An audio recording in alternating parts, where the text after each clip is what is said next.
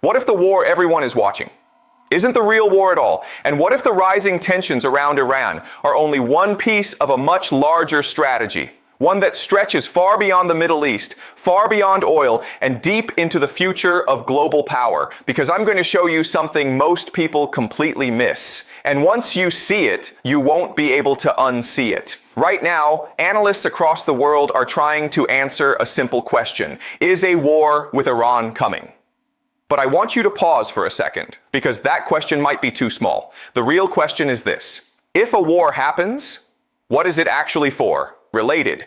But before we get to the deeper layer, you need to understand what's happening right now. Because on the surface, the situation looks familiar. Tensions between Iran and Israel are rising. Proxy conflicts are intensifying across the region. The United States is repositioning military assets. Naval forces are moving through critical waterways. Missile systems are being tested. And headlines are starting to use a word that changes everything: escalation. But here's the part most people overlook. None of this is happening in isolation. And this is where things start to get interesting. Because if you zoom out, you begin to see a pattern forming, not just in the Middle East, but globally. Power blocks are consolidating, alliances are tightening, economic systems are fragmenting, and military strategies are becoming more coordinated. But what happens next could redefine everything. Because when you analyze Iran's position, you realize something critical. Iran is not just another country in the region. It sits at the crossroads of energy routes, ideological influence, and regional power balance. It has influence across Iraq, Syria, Lebanon, and beyond. It controls strategic proximity to one of the most important choke points in the world, the Strait of Hormuz. And it has developed asymmetric military capabilities that make any direct confrontation extremely costly. So if a war were to happen,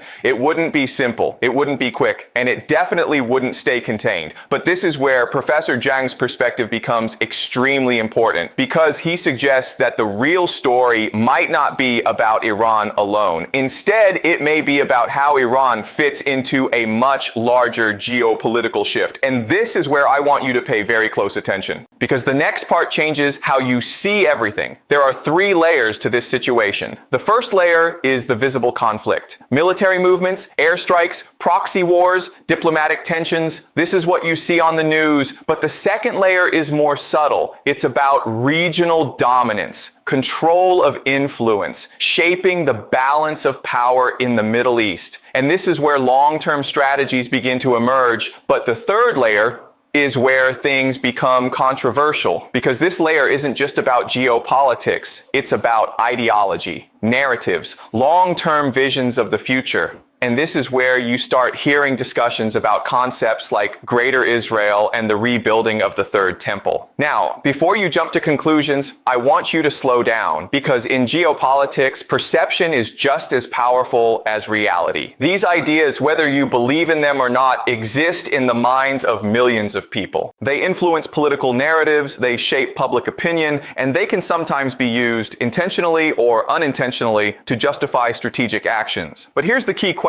Are these ideas actually driving policy, or are they being used as tools within a much larger strategic game? And this is where things become extremely complex. Because when you look at decision-making at the highest levels, you rarely find a single motive. You find layers of interest, security concerns, economic priorities, political survival, alliance commitments, and sometimes ideological pressure. But what happens when all of these factors begin to align in the same direction? Because that's when history tends to move. And this is exactly the kind of moment we may be entering. Now let's bring this back to Iran. If a major confrontation were to occur, the immediate impact would be regional. Missile exchanges, naval disruptions, energy markets reacting instantly, global oil prices spiking. But what happens next is where it gets dangerous, because Iran is not isolated. It has relationships with major global powers. It is part of a broader network of strategic partnerships. And any escalation has the potential to draw in actors far beyond the Middle East. But here's where Professor Jiang's analysis becomes even more interesting. He suggests that conflicts like this can serve as catalysts, not necessarily for the reasons people think,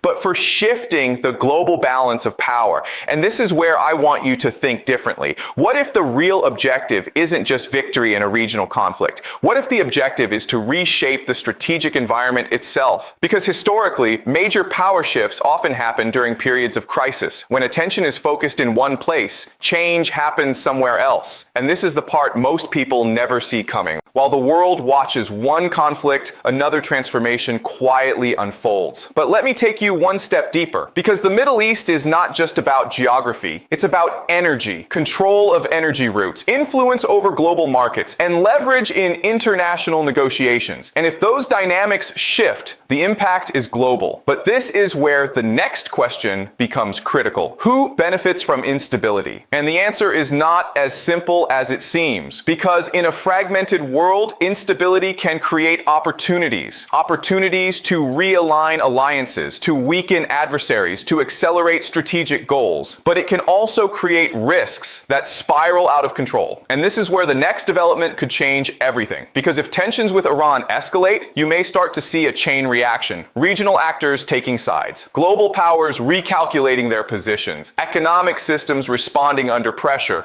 And suddenly, what started as a regional conflict begins to look like something much bigger. But this brings us back to the most controversial part of the discussion, the idea of long-term ideological visions. Concepts like Greater Israel, the rebuilding of the Third Temple, these are deeply sensitive topics. But they also exist within a broader landscape of narratives that influence how people interpret events. And in geopolitics, narratives matter because they shape decisions, they justify actions, they mobilize populations. But here's the crucial point. Narratives alone do not drive global strategy. Power does, capabilities do, interests do. And this is where Professor Jiang's framework becomes incredibly useful, because he focuses on structural forces, the balance of power, the interaction between major states, the long-term trends that shape outcomes. And when you apply that framework to the current situation, a different picture begins to emerge. You start to see how a potential conflict with Iran could intersect with larger global dynamics. US-China competition, shifting alliances in Asia, economic decoupling, technological rivalry. And this is where the real danger might not be where everyone is looking, because the Middle East could become a distraction, a focal point that absorbs attention,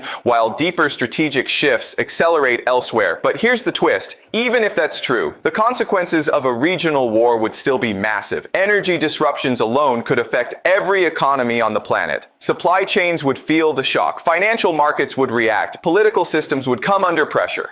And that pressure can lead to unpredictable outcomes.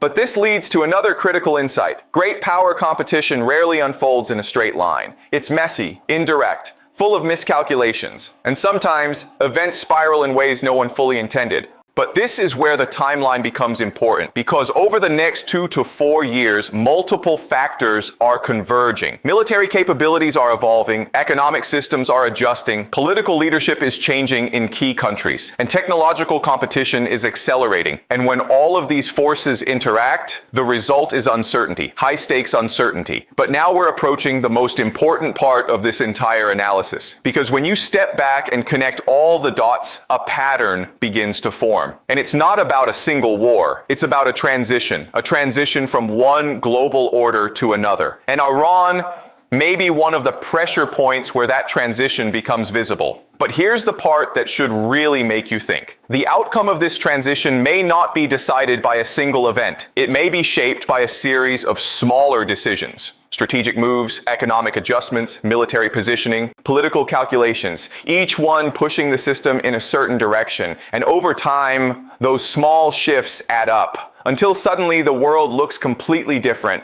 But this is where Professor Jiang's most striking warning comes in. He suggests that the greatest risk is not necessarily intentional conflict, it's miscalculation, misreading intentions, overestimating strength, underestimating consequences. And history shows that those are the moments when systems break. So when you ask whether a war with Iran is part of a bigger plan, the answer is not simple. There are plans, there are strategies, there are interests, but there is also uncertainty, complexity, and the constant possibility that events will move in directions no one fully controls. And that might be the most important truth of all, because the future of global power may not be decided by a single strategy, but by how the world reacts when pressure reaches its breaking point. So the next time you hear about rising tensions, military movements, or potential conflict I want you to ask a different question. Not just what is happening, but what might be happening beneath the surface. Because if you look closely enough,